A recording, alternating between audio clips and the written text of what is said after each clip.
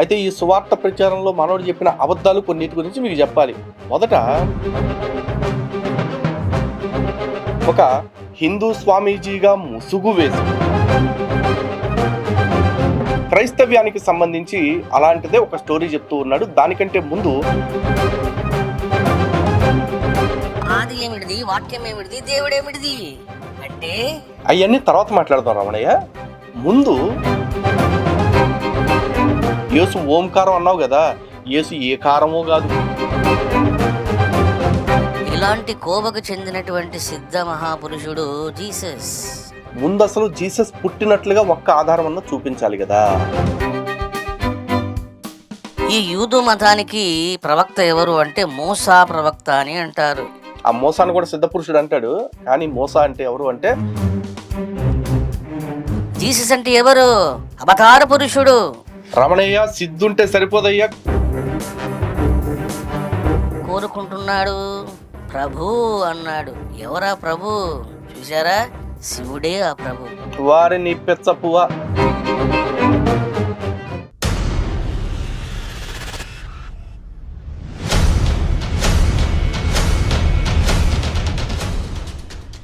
హిందూ బంధువులందరికీ జై శ్రీరామ్. వెనకటికి పెద్దోళ్ళు ఒక సామెత చెప్పేవాళ్ళు అండి, తగు ఎలా వస్తుందయ్యా పెద్ద మనిషి అంటే బెచ్చమేవే బొచ్చుముండా అన్నాడంట. నిజానికి ఇక్కడ పాత్రల పేర్లు కొంచెం మార్చాల్సి వచ్చింది, ఎందుకంటే సనాతన ధర్మంలోని కొన్ని కులాలకి అవి స్పృశిస్తున్నాయి కాబట్టి వాళ్ళని బాధ పెట్టకూడదని. సో ఇక్కడ ఈ సామెత ఎందుకు చెప్పాను అని మీకు డౌట్ రావచ్చు. ఒక హిందూ స్వామీజీగా ముసుగు వేసుకుని, ఐ రిపీట్, ముసుగు వేసుకుని నేను సనాతన ధర్మాన్ని ఉద్ధరించేస్తున్నాను, వేదాల్ని సరి చేసేసాను అని పీక్ కట్లగట్టేశానంటూ తప్పుడు ప్రచారం చేసుకుంటున్నా గూడూరు వెంకటరమణయ్య ఉరఫ్ రమణానంద అలియాస్ జగద్గురు అలియాస్ మహర్షి అలియాస్ రాజర్షి అలియాస్ తత్వదర్శి అలియాస్ చతుర్వేద జ్ఞాన బ్రహ్మ, ఇలా నోటికొచ్చిందల్లా తనకి స్ఫురణకొచ్చిందల్లా బిరుదులాగా తగిలిచ్చేసుకుని చలామణి అయిపోతూ ఉన్న రమణయ్య తనని నమ్మి తనేదో ధర్మాన్ని బోధిస్తాడనుకుంటూ వచ్చిన చాలా మంది అమాయక హిందువులకి సువార్త ప్రచారం చేస్తూ ఉన్నాడు. ఆల్రెడీ ఇప్పటికే ముస్లింల విషయంలో ఎటువంటి దృక్పథాన్ని కలిగి ఉన్నాడు, అలాగే ఇస్లాం గురించి ఎటువంటి ప్రచారం చేస్తున్నాడు అన్ని మీకు వినిపించడం జరిగింది.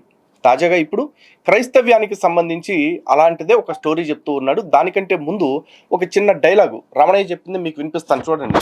మీరు బైబిల్ ఇట్లా ఓపెన్ చేయగానే ఒక వాక్యం ఉంటుంది. ఆదిలో వాక్యం ఉండెను, వాక్యము దేవుడై ఉండెను. Super super. చూసారా? The God who cannot express it in the language, that God was expressed in so many terms of the languages. Ramanayya, నీకు తెలుగు రాదు, అయినా తెలుగులో మాట్లాడు, మధ్య మధ్యలో ఇంగ్లీష్లోకి వెళ్ళిపోతావు. పోనా ఇంగ్లీష్ ఏమన్నా సూపర్గా వచ్చా అంటే అది రాదు. సరే, కానీ the God who cannot expressed in the language కాదు, హూ కెనాట్ బీ, అది యాడ్ చేయాలి. ఏది యాడ్ చేయాలి, ఏది తీయాలి తెలియాలి అంటే బేసిక్ పార్ట్స్ ఆఫ్ స్పీచ్ తెలిస్తే చాలు. సో వర్బ్ ఏంటి, యాడ్వర్బ్ ఏంటి, అడ్జెక్టివ్ ఏంటి, ప్రపోజిషన్ ఏంటి, ఇవన్నీ తెలియాలి కదా. సో కొంచెం భాష మీద పట్టు సంపాదించినప్పుడు ఆ భాషా ప్రయోగాలు చేయి. అట్టగాకుండా ఎదురుగా కూర్చున్న వాళ్ళు నేను ఏం చెప్తే అది వినేవాళ్లే కదా అని ఏది పడితే చెప్పే ప్రయత్నం చేయకు, ఎందుకంటే నీ మాటలు ఇంటర్నెట్లో తిరుగుతూ ఉన్నాయి. అర్థమైందా? బైబిల్లో ఫస్ట్ వాక్యం ఉంటది, ఏమని? ఆదిలో వాక్యం ఉండెను, ఆ వాక్యము దేవుడై ఉండెను. ఆది ఏమిటిది, వాక్యం ఏమిటిది, దేవుడు ఏమిటిది అంటే అవన్నీ తర్వాత మాట్లాడదాం రమణయ్య. ముందు అక్కడికి వచ్చిన వాళ్ళందరూ కూడా హిందువులు. నువ్వేదో ధర్మాన్ని బోధిస్తావని, దారి చూపిస్తావని వచ్చారు. అలా నమ్మి వచ్చిన వాళ్ళకి వేదం గురించో, ఉపనిషత్తు గురించో, పురాణాల గురించో, ఇతిహాసాల గురించో, బ్రహ్మసూత్రాల గురించో, ధర్మశాస్త్రాల గురించో, నీతి సూత్రాల గురించో చెప్పకుండా నువ్వు సువార్త ప్రచారం చేయాల్సిన అవసరం ఏంటి? బైబిల్ గురించి వెళ్ళాల్సిన అవసరం ఏంటి? అంటే నీ దగ్గర హిందూ గ్రంథాల గురించి చెప్పడానికి స్టఫ్ లేదా? హిందూ గ్రంథాల మీద నీకు సదాభిప్రాయం లేదా? నువ్వు అనొచ్చు, నేను హిందూ గ్రంథాల గురించి కూడా చెప్తున్నాను అని. నువ్వు చెప్పకపోయినా నీ పక్కనుండే స్పూన్స్ బ్యాచ్ ఉంటుంది కదా, ఆ స్పూనర్స్ వచ్చి చెప్తారనమాట. కానీ గుర్తుపెట్టుకో, స్పూన్ ఎప్పుడు కూడా సీసాలో ఉన్న పదార్థాలని ఖాళీ చేయడానికే పనికొస్తుంది తప్ప నింపడానికి పనికిరాదు. వీళ్ళు కూడా అంతే, నిన్ను నాకి ఖాళీ చేయడానికి పనికొచ్చే స్పూన్ బ్యాచ్ అక్కడ పక్కన ఉన్నారు. వాళ్ళ మాటలు నువ్వు ఎంతకాలం వింటావో అంతకాలం నీ బతుకు బడేలే. ఓకేనా? సో ఇక్కడ సువార్త ప్రచారం వెనకాల నీ ఉద్దేశం ఏంటి అంటే, నేను 100 రోజులు హిందూ గ్రంథాల గురించి చెప్పాను కాబట్టి 10 రోజులు బైబిల్ గురించి, 10 రోజులు ఖురాన్ గురించి, సూఫీల గురించి చెప్పుకుంటానంటావా? ఇప్పుడు మరి చర్చిల్లో 365 రోజులు బైబిలే చెప్తా ఉన్నారు. ఒక్క పట్టుమని 10 రోజులు ఎక్కడైనా సరే సనాతన గ్రంథాల్లో ఉన్న గొప్పతనం ఏమిటి అంటే అని చెప్పడం విన్నావా ఎప్పుడైనా? లేదు మసీదుల్లో చూసుకుంటే 365 రోజులు రోజుకు 5 సార్లు గట్టిగా ఓ అని అరుస్తున్నారు వాళ్ళ దేవుడి పేరు. ఎక్కడన్నా మయానం పూటలో ఒకసారి, ఏది సంవత్సరంలో ఒక రోజన్నా సరే, ఈ దేశంలో మనం ఇట్లా రెచ్చిపోతున్నా సరే మనల్ని భరిస్తున్న హిందువులు మహాత్ములు వాళ్ళు వాళ్ళ గ్రంథాలను బట్టి అంత స్నేహశీలంగా సత్యలతోటి సహనంతోటి ఉంటున్నారు. కాబట్టి వాళ్ళకి ఆ గొప్పతనాన్ని ఇచ్చిన సనాతన గ్రంథాలని మనం కూడా అప్పుడప్పుడు చదవాలి అని ఏ మసీదులో అయినా చెప్పడం విన్నావా? మరి ఎవ్వడికి అక్కర్లేని ఈ పనికిమాలిన సేవ మాకెందుకు? అది చెప్పు ఫస్ట్.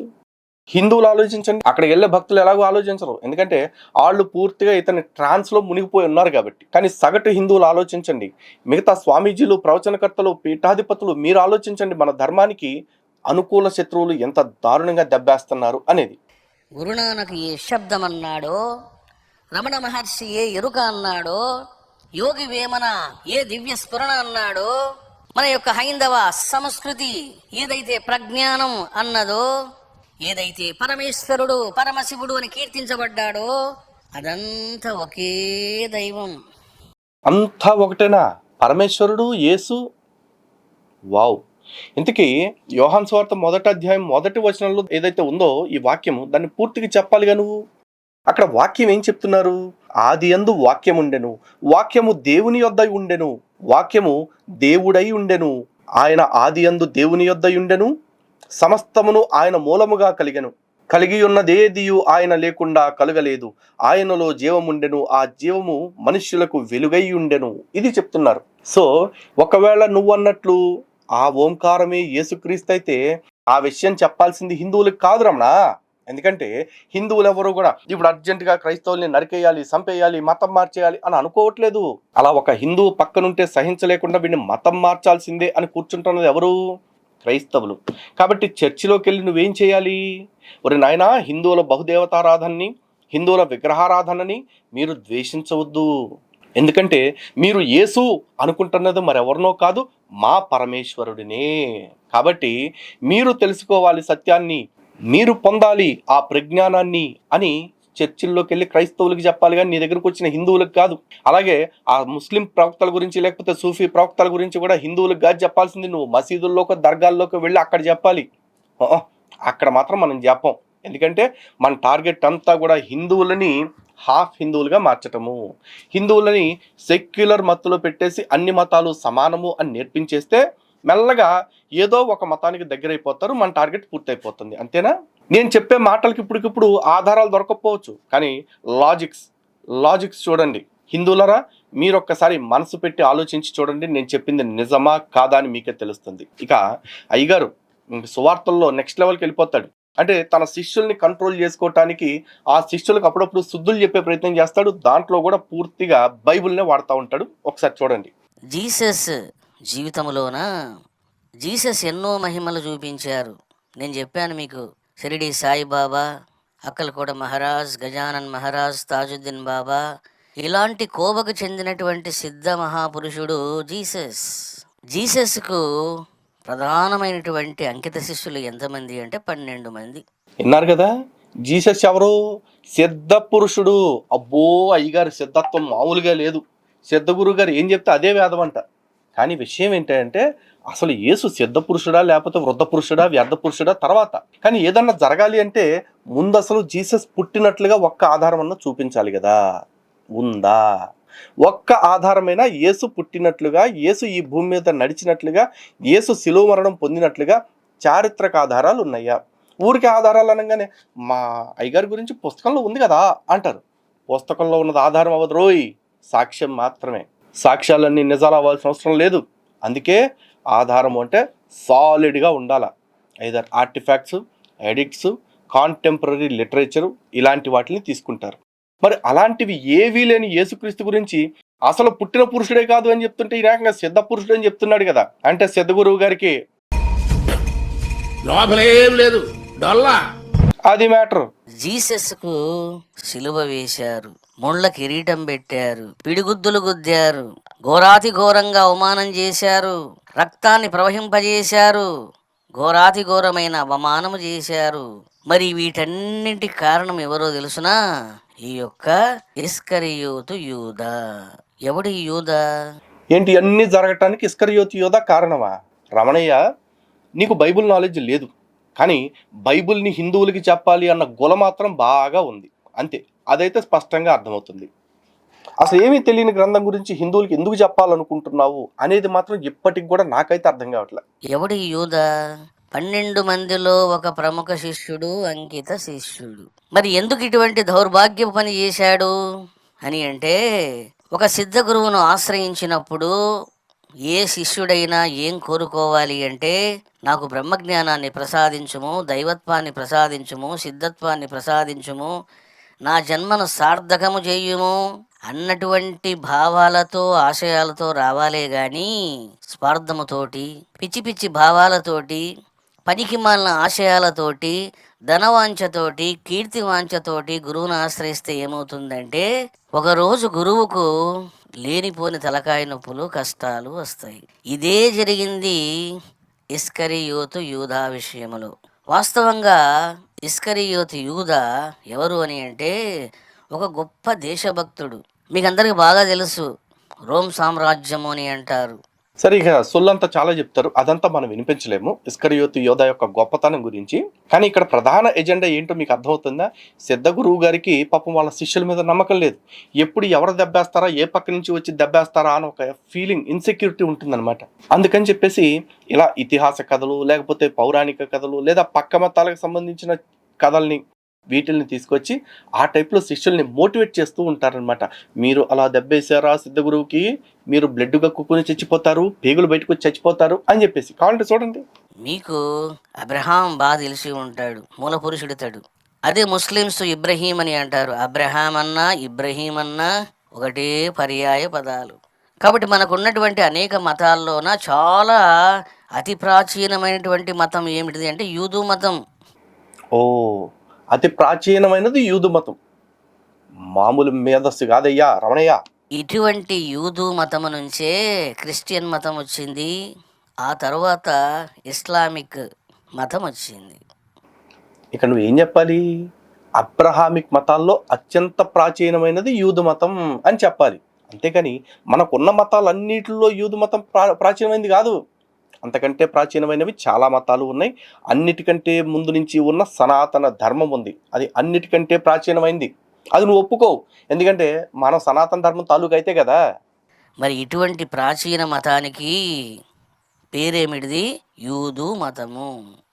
చూశారా? ఈ యూదు మతానికి ప్రవక్త ఎవరు అంటే మూసా ప్రవక్త అని అంటారు. వీరిని మోషే అని అంటారు. వీరికి ఒక గ్రంథం ఉంటుంది, తోరాహ్ అని అంటారు. ఎందుకంటే ఆ మోసా అంటే ఎవరికి చెప్పట్లేదు కదా మనోడు, నేను చెప్తా. ఆ మోసాను కూడా సిద్ధపురుషుడు అంటాడు, కానీ మోసా అంటే ఎవరు అంటే మొట్టమొదటి మతోన్మాది, మొట్టమొదటి తీవ్రవాది. అంటే తన మతం కాని వాళ్ళని చంపేమని, తనది కాని ప్రదేశాన్ని ఆక్రమించుకుని అక్కడ ఉన్న వాళ్ళందరినీ తరిమేమని చెప్పిన మొట్టమొదటి వ్యక్తి ఆ మోసా. అతన్నే మోజెస్ అంటారు, తెలుగులో మోషే అంటారు అనమాట. కానీ మన సిద్ధ గురువు గారి లెక్కల్లో మాత్రం అతను కూడా ఒక సిద్ధ పురుషుడు. ఇటువంటి యూదా జీసస్ వైపు ఆకర్షింపబడ్డాడు. ఎందుకు ఆకర్షింపబడ్డాడు అని అంటే, జీసస్ ఖండిస్తూ ఉన్నాడు రోమన్స్ నియమించినటువంటి మత పెద్దలను, న్యాయాధిపతులను ఖండిస్తూ ఉన్నాడు, పోరాటం చేస్తున్నాడు. ఇక్కడ అట్రాక్ట్ అయ్యాడు యూదా. యేసు రోమా సామ్రాజ్యానికి వ్యతిరేకంగా తిరుగుబాటు చేయలేదు రమణయ్య, యూదు సిద్ధాంతాలకు వ్యతిరేకంగా తిరుగుబాటు చేశాడు. నేను దేవుని కుమారుణ్ణి అంటూ తప్పుడు ప్రచారం చేసుకున్నాడు అన్న అభియోగం ఉంది. నేను యూదులకు రాజుని అని చెప్పుకున్నాడు, అక్కడ మ్యాటరు. కానీ అక్కడ ఎదురుగా కూర్చున్న వాళ్ళకి అసలేమీ తెలియదు కదా, ఇప్పుడిప్పుడే బైబిల్లోకి లాగుతున్నాం కదా అని చెప్పేసి నీకు తోచిన కథలు చెప్పుకుంటూ వెళ్ళిపోతా ఉన్నావు. అంటే యూదా యొక్క భావాలు, యూదా యొక్క గమ్యము జీసస్ దగ్గర నెరవేరుతాయి.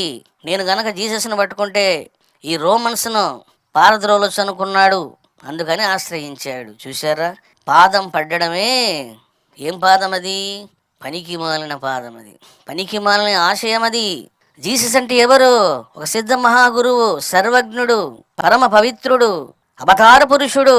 మరి ఇటువంటి మహనీయుడిని రమణయ్య, సిద్ధుంటే సరిపోదయ్యా, సిగ్గు కూడా ఉండాలి కాస్త చెప్పేటప్పుడు. జీసస్ అవతార పురుషుడా? ఎవరు అవతారం? శివుడు అవతారమా, విష్ణు అవతారమా, కనీసం యెహోవా యొక్క అవతారమా? ఆ విషయం బైబిల్ ఒప్పుకుంటుందా? లేదు పరిశుద్ధాత్మ యొక్క అవతారమా? పోనీ ఈ విషయాన్ని ఎవరైనా బైబిల్ ఆధారంగా నిరూపిస్తారా? క్రైస్తవుడైనా సరే నీకో దండం దూత. చెప్పేవాడికి సిగ్గు లేకపోతే వినేవాడికి ఏమైపోయింది?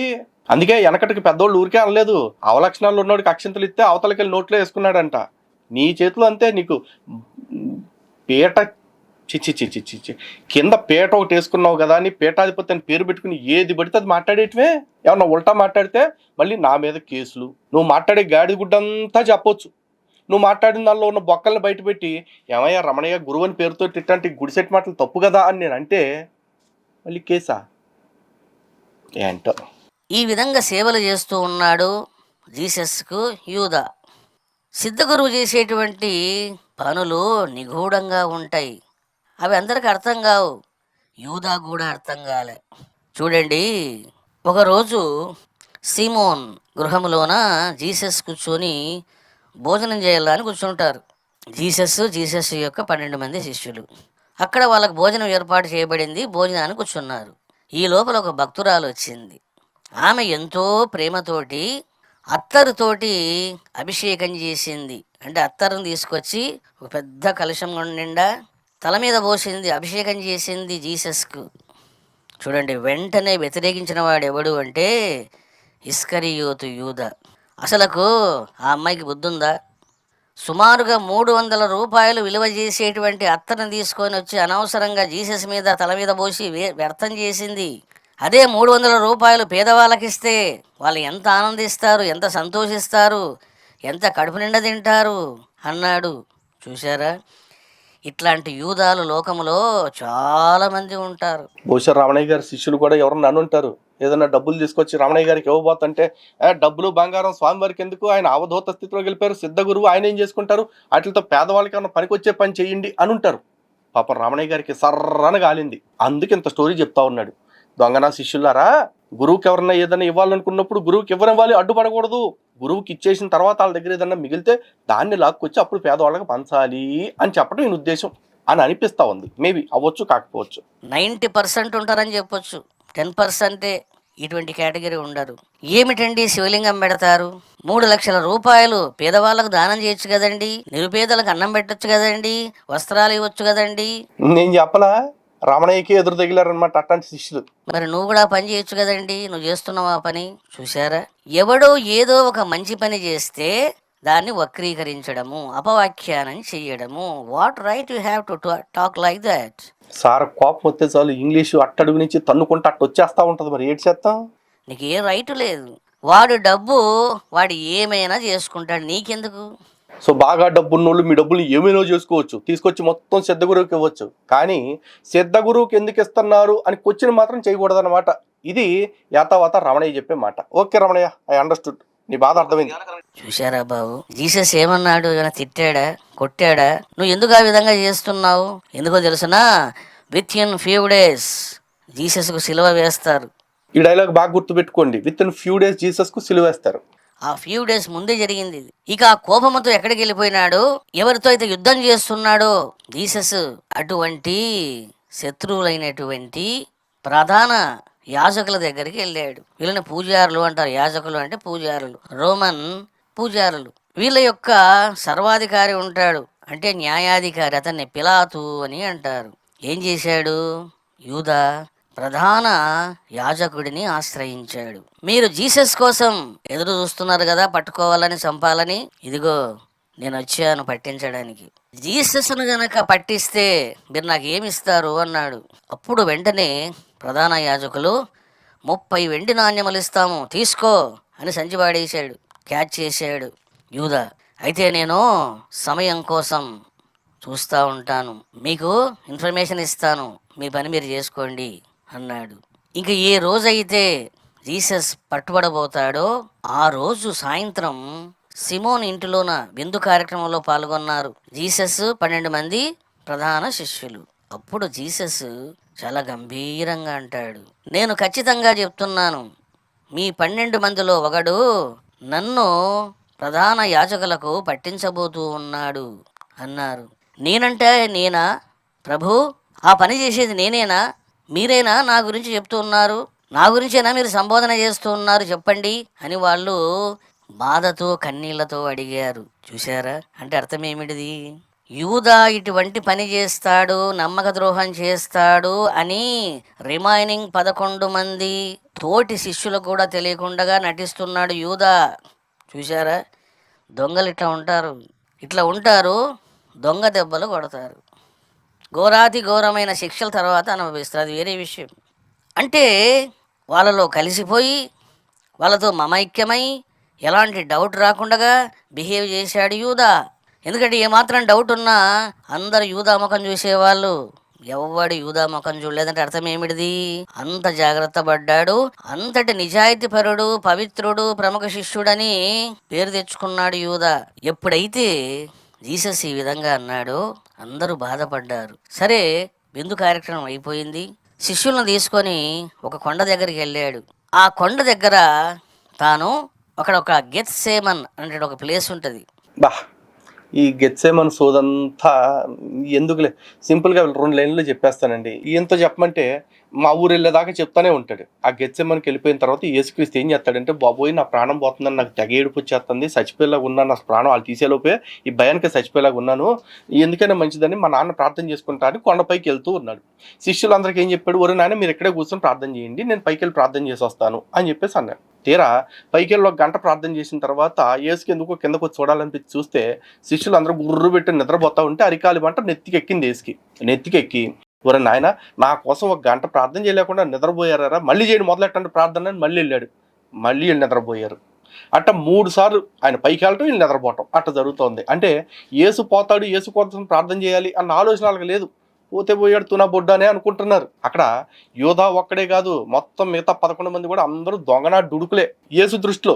ఎందుకంటే ఆయన మాట పెడచెవిని పెట్టేశారు కాబట్టి. ఇది ఈయన చెప్పాలనుకునేది. తర్వాత మ్యాటర్ చెప్పు రమణ. జీసస్ ఎవరిని ఆరాధన చేస్తున్నాడు, ఎవరిని కోరుకుంటున్నాడు? ప్రభు అన్నాడు. ఎవరా ప్రభు? చూసారా? శివుడే ఆ ప్రభు, పరమశివుడే ఆ ప్రభు. విభిన్న మతాలు విభిన్న రకాలుగా పిలిచారు పరమాత్మను. ఒకరు శివ అన్నారు, ఒకరు పరమశివ అన్నారు, పరమేశ్వర అన్నారు, మహేశ్వర అన్నారు, పరబ్రహ్మం అన్నారు, బ్రహ్మం అన్నారు, పరమాత్మ అన్నారు, పరలోకపు తండ్రి అన్నారు, ప్రభు అన్నారు. చూశారా? పరలోకపు తండ్రి అన్నప్పుడు who is that god? Is nothing but Paramashiva, పరంజ్యోతి స్వరూపుడు. పేర్లు మారుతున్నాయి, పేర్లను బట్టి గొడవలు పెట్టుకుంటున్నారు, రాద్ధాంతాలు చేస్తున్నారు, సిద్ధాంతాలు పడిపోతున్నారు.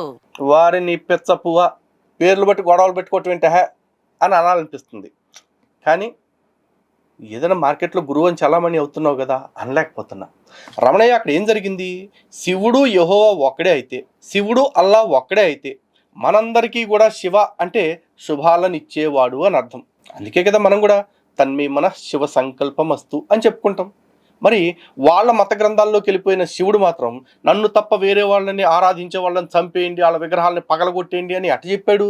అంతెందుకు, ఇప్పుడు శివుడు అల్లా యెహోవా అందరూ ఒక్కటే అని చెప్పేసి నువ్వు పెట్టిన శివలింగాలు లేదు ఏమీ కాకపోతే కనీసం ఓ బంగారు శివలింగం 3 అడుగులది పెట్టావు కదా, అక్కడికి తీసుకొచ్చి ఒక మౌల్వీతోటో, ఒక ఇమాం తోటో, లేకపోతే ఒక పాస్టర్ తోటో ఆరాధన అభిషేకం చేయించు.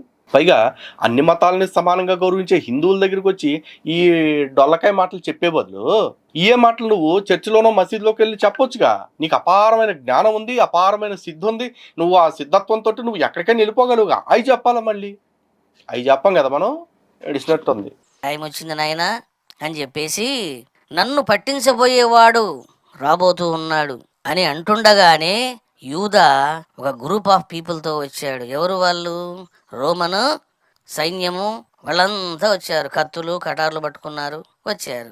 రోమన్ పరివారానికి చెప్పాడు, నేను వెళ్ళి 11 మంది ఉన్నారు అక్కడ, ఎవరు జీసస్ మీకు తెలియదు కదా చీకట్లోన, ఎందుకంటే అది రాత్రి సమయం, నేను వెళ్ళి ముద్దు పెట్టుకుంటాను, అప్పుడు మీరు పట్టుకోండి అన్నాడు. ఏం జరిగింది? వెళ్ళాడు, రబ్బీ నీకు శుభము కలుగ్గాక అన్నాడు. చూడండి, 12 మంది శిష్యుల్లోన 11 మంది శిష్యులు దేవా ప్రభు అని సంబోధన చేస్తే ఈ పనికి మాలిన యూదా ఏమనేవాడు? రబ్బీ అనేవాడు. చూడండి, రబ్బీ అంటే ఓ అబ్బాయి అని అర్థం. మనం అంటాం కదా, అరే అబ్బాయి అంటాం చూడండి, రబ్బీ అనేవాడు. ఎందుకంటే అతని మాటల్లోనే జీసస్ పట్ల ఎంతటి గౌరవం ఉందో, ఎలాంటి భావం ఉందో మీకు అర్థమవుతుంది. ఏంటి రబ్బీ అంటే? ఓ రబ్బీయా? కాదబ్బాయ్, రబ్బీ అంటే హీబ్రూ భాషలో బోధకుడా, లేదా ఓ పెద్ద, లేదా ఓ మాస్టర్ అని చెప్పాలి. అంటే లేదా ఒక మత ప్రవక్త, మత పెద్దని రబ్బీ అని పిలుస్తారు. అంతేగాని రబ్బీ అనగానే ఓ రబ్బీ ఇట్రా అంటాం కాదు. నీకు చెప్పా, నీకు భాషా ప్రయోగాలు చేయొద్దు, నీకు తెలుగే తిన్నగా రాదు, అట్లాంటిది ఇంగ్లీష్ వాడుతూ ఉంటావు, అప్పుడప్పుడు హిందీ వాడుతూ ఉంటావు, ఇప్పుడు ఎక్కడదో హిబ్రూకి వెళ్ళిపోతున్నావు. ఎందుకు రమణ? ఎందుకు పండితుడిని అనిపించుకోవాలి? నువ్వు దుగ్ధ లోపల గులగలు ఆడుతూ ఉంటుందా ఏంటి? రబ్బీ నీకు జయం కలుగుగాక అన్నాడు. ముద్దు పెట్టుకున్నాడు. ముద్దు పెట్టుకునే ముందు జీసస్ ప్రశాంతంగా అంటాడు, ఏమని? నువ్వు ఏమి చెయ్యాలని వచ్చావో అది చెయ్యు స్నేహితుడా అని అంటాడు. చూశారా, శిష్య అనలేదు జీసస్, స్నేహితుడా అన్నాడు. అంటే అర్థం ఏమిటిది? వాడు శిష్యుడు కాదు. శిష్యుడే తాపని ఎందుకు చేస్తాడు? అందుకే జీసస్ కూడా ఏమన్నాడు? స్నేహితుడా అన్నాడు. నేను ఈ విధంగా పట్టుబడాలి అన్నది ప్రభువు యొక్క సంకల్పం, ప్రభువు యొక్క ఇష్టం, ప్రభువు యొక్క ఆలోచన, ప్రభువు యొక్క ఆదేశము, ప్రభువు యొక్క ఆజ్ఞ ఏదైనా అది నాకు శిరోధార్యం. కాబట్టి మీరు గొడవపడొద్దు అని జీసస్ చెప్పడము. యేసు గురించి చెప్తుంటే, యెహోవా గురించి మాట్లాడుతుంటే అయ్యగారిలో తన్మయత్వం చూసారా? ఏం పిసుగుతున్నాడు కాదు, జస్ట్ వేళ్ళు ఇలా ముడుచుకోవటం తెరుచుకోవటం, ముడుచుకోవటం తెరుచుకోవటం. అది ఆ వచ్చినటువంటి రోమన్ సైన్యంతో కూడా చెప్తాడు, నేను ప్రతిరోజు కూడా వచ్చి టెంపుల్లో కూర్చుంటాను, ప్రవచనాలు చెప్తాను, నన్ను అక్కడ వచ్చి పట్టుకోకుండా రాత్రి సమయంలో వచ్చి దొంగచాటుగా వచ్చి నన్ను పట్టుకుంటున్నారే, ఇదే నా ధర్మము, ఇదేనా మీ నీతి అని ప్రశ్న వేస్తాడు. అసలు వాళ్ళకి నీతి ఉంటే కదా. ఆల్రెడీ పట్టుకుంటారని తెలిసినప్పుడు, పట్టించేవాడు తన మనిషి అని తెలిసినప్పుడు ఇంక ఇన్ని క్వశ్చన్లు ఎందుకు రమణ? ఎందుకు అడుగుంటాడు యేసు? ఎందుకంటే యేసు కూడా షాక్డు. దొరికిపోయిన తర్వాత దొరికిపోయాను రా బాబు అని చెప్పేసి ఇట్లాంటి డ్రామాలు ఆడాడు, కానీ దొరకకుండా తప్పించుకు తిరిగింది యేసే. యోధా పట్టించకపోతే, యోధాకి 30 వెండి రూకలాలు ఇవ్వకపోయి ఉంటే యేసు తుపాకు గుండు కూడా దొరుకుండేవాడు కాదు. అర్థమైందా? ఎంతోటి దానికి వాళ్ళు చెప్తా ఉంటారు, యేసు త్యాగం చేసేసాడు అని చెప్పేసి. అక్కడ త్యాగం లేదు, యాగం లేదు. మరి ఏం జరిగింది చూడండి. రాత్రికి రాత్రి తీసుకెళ్ళారు. వాళ్ళ యొక్క న్యాయాధిపతి అయినటువంటి పిలాత్ దగ్గరికి తీసుకెళ్ళారు. ఏం జరిగింది? సిలువ వేయడము అన్నటువంటి శిక్ష ఖరారు అయింది. ఎప్పుడైతే ఈ విధంగా జరిగిందో వెంటనే యూదా అదిరిపడ్డాడు. ఇదేమిటిది? జీసస్ని తీసుకెళ్ళి జైల్లో పెడతారు అనుకున్నాను, కానీ ఈ విధంగా వెంటనే సిలువ వేసి చంపడం ఏమిటిది అని చెప్పేసి చాలా బాధపడ్డాడు. ఇప్పుడు అట్టెట్ట అనుకుంటాడు అంట. యేసే చెప్పాడు కదా, తండ్రి నా ఎదుట నుంచి ఈ గిన్నెను తొలగించు, తండ్రి మరణము నిమిత్తమై నేను నా ప్రాణం బహుగా దుఃఖించుచున్నది అని యేసే చెప్పుకున్నాడుగా. అంటే సాగుకొడతారని, చంపేస్తారని తెలీదా? యేసుకి తెలుసు, యోధాకి తెలుసు, మిగతా 11 మందికి కూడా తెలుసు. అందుకే యేసు వాళ్ళ శిష్యుల్లో ముఖ్యమైన వాడైన పేతురుకు కూడా చెప్తాడు, తెల్లారే లోపు 3 సార్లు నేను ఎవడో తెలియదు, నువ్వు కూడా అబద్ధం చెప్తావు, చూసుకో కావాలంటే అని చెప్పేసి. పైగా ఆ పాపాత్మురాలైన స్త్రీ వచ్చి అత్తర పోసినప్పుడు వీళ్ళందరూ అడ్డుకుంటే, పోయినవా, ఇంకెన్నాళ్ళు ఉంటాను నేను, ఇవాళ్ళంతా రేపు పొయ్యేలాగా ఉన్నాను, పోసుకొని ఏదో ఒకటి అని చెప్పేసి యేసు గద్దించాడు. ఎందుకు గద్దించాడు? ఎందుకంటే ఇదంతా జరగబోయే సినారియో యేసుకు తెలుసు. అదంతా ఇప్పుడు ఫస్ట్ టైం అంట యోధాకి తెలిసి యోధా సూసైడ్ చేసుకుని చచ్చిపోయాడంట. బాబు గొప్పోడివా నువ్వా? వెంటనే యూదా ఆ 30 వెండి నాణ్యములు విసిరిపాడేశాడు దేవాలయంలో. నాకు ఈ డబ్బులు వద్దు అని విసిరిపాడేశాడు. నాణ్యములన్నీ ఏరుకొని దానితోటి ఒక పొలం కొన్నారు. అందుకే దాన్ని ఏమంటారు? రక్తపు పొలము అని అంటారు. మరి వాట్ అబౌట్ యూదా? మరి ఏం చేశాడు యూదా అని అంటే, వెళ్ళి ఒక కొండ చూసుకున్నాడు. ఒక ఏకాంతంగా ఉన్నటువంటి కొండ చూసుకొని ఒక చెట్టుకు ఉరి వేసుకున్నాడు. ఇస్కరియోతు యూదా. చూశారా? అంత పైన చెట్టు వేసుకుని ఉరి వేసుకున్నప్పుడు ఏం జరిగిందంటే, ఆ తాడు దిగింది. కొండపై నుంచి ఇట్లా కింద పడి అతని కడుపులో నుంచి ప్రేగులు బయటకు వచ్చినాయి. చూశారా? Within 7 hours he received the punishment of the God. దేవుని యొక్క శిక్షా ఫలమును అనుభవించాడు యూదా. సో ఈ విధంగా సువార్త ప్రచారం చేశాడు.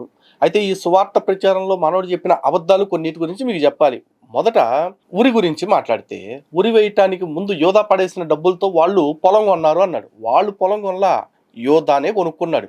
కావాలంటే దీనికి రెఫరెన్స్ అపోస్తుల కార్యంలోని మొదటి అధ్యాయం 18-19 వచనాలు చూడండి. అపోస్తుల కార్యములో పేతురు మాట్లాడుతూ యోధా తన దుష్టత్వానికి దొరికిన సంపాదనతో ఒక పొలాన్ని కొన్నాడని, ఆ తర్వాత అతడు తలకిందులుగా పడి నడిమికి బద్దలైనందున అతని పేగులన్నీ బయటికి వచ్చెనని పేర్కొన్నాడు. ఆ స్థలాన్ని యెరూషలేము నివాసులు అకెల్దమా అంటే రక్తపు భూమి అని పిలిచారు. అంతేగాని యోధాకు డబ్బులు పడేస్తే వాటితో ఆ మత పెద్దలు కొన్నది కాదు రమణయ్య. అండ్ ఇక యోధా ఎలా మరణించాడు అంటే ఇక్కడ చూపించారు కదా, పేగులు బయటకు వచ్చి పడిపోయాడు, చచ్చిపోయాడు అని చెప్పేసి. కానీ మత్తయి సువార్త 27 అధ్యాయం 3-5 వచనాలు ఒకసారి చూసినట్లయితే, యేసుక్రీస్తుకు మరణశిక్ష పడటం చూసి యోధా తాను చేసిన తప్పుని గ్రహించి పశ్చాత్తాపపడ్డాడు. తాను తీసుకున్న 30 వెండి నాణేలను ప్రధాన యాజకులకు తిరిగి ఇచ్చేయాలని చూశాడు. కానీ వారు వాటిని తీసుకోవటానికి నిరాకరించడంతో ఆ నాణేలను దేవాలయంలో పారవేసి బయటకు వెళ్ళి ఉరిపెట్టుకుని చనిపోయాడు. ఇవి రెండు సపరేట్ సీన్స్. కానీ ఈ రెండిటిని సింక్ చేయడానికి కుదరక కొంతమంది పండితులు కాల్పనిక శక్తితోటి ఈ స్టోరీని ఇలా సింకు చేశారు. ఇది కొండ పైకి వెళ్ళి చిట్టారు కొమ్మన మిఠాయి పొట్టలలాగా ఉరేసుకున్నాడు, ఆ తాడు తెగి కింద అడ్డాడు, దాంతో పొట్ట బళ్ళని బద్దలైపోయి పేగులు బయటకు వచ్చినాయని. ఇదంతా కూడా ఊహరమణయ్య, బైబిల్లో లేదు. నువ్వు సిద్ధగురులాగా చెప్పాలా, అంటే కానీ నోటుకొచ్చింది చెప్పకూడదు, అర్థం చేసుకో. అలాగే యోధాని యేసుక్రీస్తు ఏమీ నిందించలేదు, స్నేహితుడా అని పలకరించాడు అంటున్నావు. యోధాని ఏమి నిందించాడో నీకు తెలియాలి అంటే ఒక్కసారి మత్తయి సువార్త 26వ అధ్యాయం 24వ వచనం చూడు. మనుష్య కుమారుడు తనను గూర్చి రాయబడినట్లుగా వెళ్ళుచున్నాడు గాని ఎవని చేత మనుష్య కుమారుడు అప్పగించబడుతున్నాడో ఆ మనుష్యునికి శ్రమ. అంటే ఎవడైతే నన్ను అప్పగించాడో వాడికి ఇక్కడి నుంచి ఉంటదరా బాబు సొక్కలో అని చెప్పి శపించాడు. అంతేనా? ఆ మనుషుడు పుట్టక ఉండినట్లయితే వానికి మేలు, అసలాడు నేను ఎందుకు పుట్టానురా అనుకునే లాంటి బతుకైపోద్దాడిది అంటూ శపించాడు. అక్కడతో అయిపోలేదయ్యో. యోహాను సువార్త 6వ అధ్యాయం 70వ వచనం ఒక్కసారి చూడు. నేను మిమ్ము 12 ఏర్పరచుకొనలేదా? మీలో ఒకడు సాతాను అని కూడా అన్నారు. ఏమన్నారు? మీలో ఒకడు సాతాను అంటే దరిద్ర పెదవ సైతాన్ మొక్కవడ అని చెప్పేసి శాంతంగా తిట్టాడనమాట. కాబట్టి యేసు గురించి నువ్వు ఎంత బాగా ఎలివేషన్స్ ఇచ్చినంత సీన్ అక్కడ లేదు. అలాగే యేసు ఓంకారం అన్నావు కదా, యేసు ఏ కారమో కాదు. ఓంకారం స్వచ్ఛ సనాతనానిది, స్వచ్ఛమైన హిందువులది, అది ప్రపంచానికి ఆది ప్రణవము. అటువంటి ఓంకారాన్ని తీసుకొచ్చి ఎవడికి పడితే ఆడికి ఆపాదించేసి చెప్తాను అంటే రమణయ్య, ఈ రోజు జరగకపోయినా ఏదో ఒకరోజు నీ శిష్యులందరూ నిన్ను క్లాత్స్ పీకేసి ఉరికించి బీటింగ్ అనమాట. ఇంకా దీన్ని స్పష్టంగా తెలుగులో చెప్పాలి అంటే ఒడ్డలు తీసి కొడతారు. కాబట్టి ఆ పరిస్థితి రాకుండా జాగ్రత్త పడాల్సిన బాధ్యత నీ మీదే ఉంది. అలాగే హిందూ బంధువులారా, ఇతని నిజ స్వరూపం తెలుసుకోండి. తన దగ్గరకు వచ్చిన హిందువులకి ధర్మాన్ని చెప్పాల్సిన వ్యక్తి పరాయి మతాల యొక్క ప్రచారాన్ని చేస్తూ ఉన్నాడు. వాళ్ళకి యేసు పట్ల, మహమ్మద్ పట్ల, అల్లా పట్ల సానుభూతిని కలిగిస్తున్నాడు. చివరికి శివుడు యెహోవా ఒక్కడే అని చెప్తూ యెహోవా క్యారెక్టర్ని కూడా సాఫ్ట్గా మార్చేసి హిందువులకి వాళ్ళ పట్ల సాఫ్ట్ కార్నర్ కలిగేలాగా చేస్తూ ఉన్నాడు. మరి ఇలాంటి దుష్ట బోధన చేసే వాళ్ళని ఏం చేయాలో మీరు ఆలోచించండి. నా వంతు బాధ్యత రాజ్యాంగం నాకు ఇచ్చిన అనుమతి మేరకు పరిమితులతో కూడిన పదాలతోటి నిజాలని మీకు తెలియచెప్పటం మాత్రమే. నిజాన్ని తెలియచెప్తున్నా, కానీ నిజాన్ని తెలుసుకున్న మీరేం చేయాలి? మరో 10 మందికి తెలిసేలాగా చేయండి. చేస్తారని ఆశిస్తూ జై శ్రీరామ్, భారత్ మాతాకి జై.